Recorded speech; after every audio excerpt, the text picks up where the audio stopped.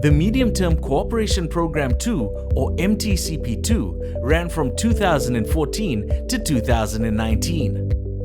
The International Fund for Agriculture Development, IFAD, and the Swiss Agency for Development and Cooperation, SDC, funded the program with $1,180,000. Implemented by the Pacific Island Farmers Organization Network, the program's objective was to strengthen the capacities of farmer organizations in the Pacific. I think one thing that's important to realize is that farmer organizations are a bit of a rarity in the Pacific. We don't have this strong tradition of farmer organizations like we do in other parts of the world. So MTCP2 was really about strengthening the farmer organizations so that they can deliver better services to their members. Looking at revenue streams, ways that the farmer organization can generate income that's going to make it self-sufficient. And the way that we went about this is through sharing the experiences of other farmer organizations in the Pacific. If there's sort of one common thread that goes through all of the components, it's about learning from each other. When we talk about production, farmers helping farmers. When we talk about organization, capacity building, farmer organizations helping other farmer organizations, sharing the tips and the tricks.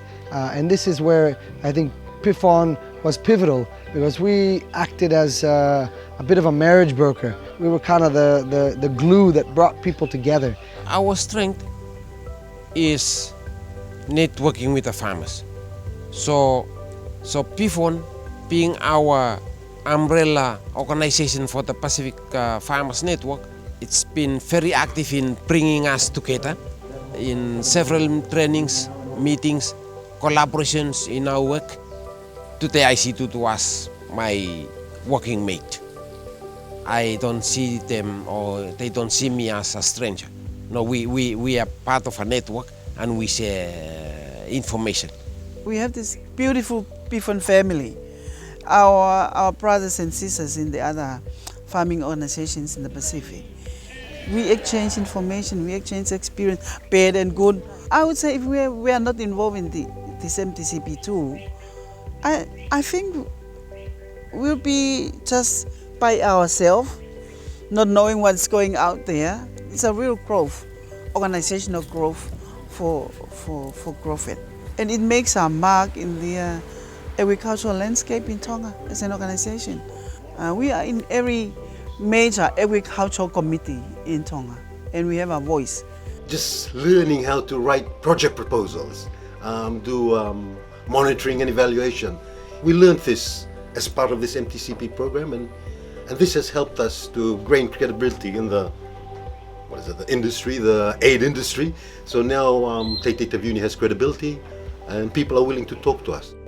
I've just seen the growth in our members, their coming of age. In the past, where they were not so vocal, now they are more confident and vocal.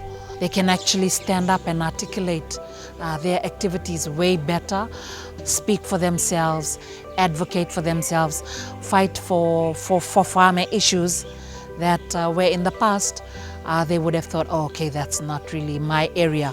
That's been the big change that I've seen in our farm organizations. The implementation of MTCP2 began in 5 Pacific countries and finished off in 7. Over the course of the program, the number of farmer organizations that got involved went from 13 to 23, and the number of farmers positively impacted by program activities grew from 18,812 to over 87,000 farmers. MTCP2 provided the opportunities to host and be part of 3 national farmer forums and 13 major regional events. The 4 components of MTCP2 saw 15 strategic plans developed, 555 workshops conducted, 3,900 farmer leaders attending trainings, over 1,000 meetings hosted, 78 board meetings held, and 30 publications printed. 13 policy workshops were attended by representatives of 7 national government committees with 12 policy papers developed. 22 other donor projects were undertaken during the program period, with 10 new donor partners entered into a memorandum of understanding. There was participation in 6 projects at regional level and 7 national projects with other stakeholders. The final component also saw the volunteering of 1,054 farmer organization leaders. 11 supported MTCP2 farmer organization administration staff and 212 non-supported administration staff, with 8 farmer organization offices established. MTCP2 built strong foundations, strong partnerships amongst farmers, farmer organizations and policymakers. You know, through MTCP2 we are also linked to Asia. We find ourselves also with the opportunity to exchange ideas with Asia, taking part in what's going on in Asia, learning from them, all through MTCP2. The positive impacts and results of capacity building and these collaborations across the region are already becoming lucrative for farmers on the ground. There was one group that was solely involved in vegetable farming, and we empowered them in teaching them how to grow watermelons up in the highlands of New Guinea, which normally people don't see watermelons growing.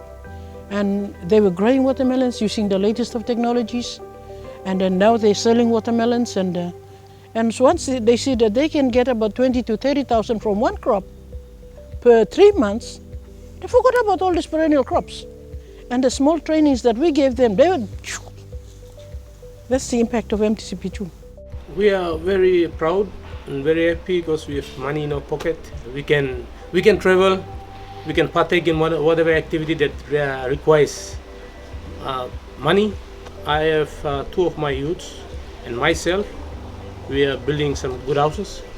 One of my youths has gone ahead and bought himself a car. The other one will buy his car during this Christmas. So yeah, it's within 3 years I've seen some great changes. One of the special things about MTCP2 is that it's a project for farmer organizations by farmer organizations. This means that the priorities of farmers are being put first because the farmer organizations are the ones who are prioritizing the activities. We've got now 4 or 5 years of successful implementation, of strengthened confidence in being able to manage funding. And as a result of the work that our farmer organizations have done, our ability to successfully implement and acquit and report for this work, we have the opportunity for a much bigger project. MTCP2 will be replaced by a new program called Farmer Organizations for Africa, Caribbean and the Pacific, FO for ACP. This will assist in carrying on the work being done by Pacific farmer organizations.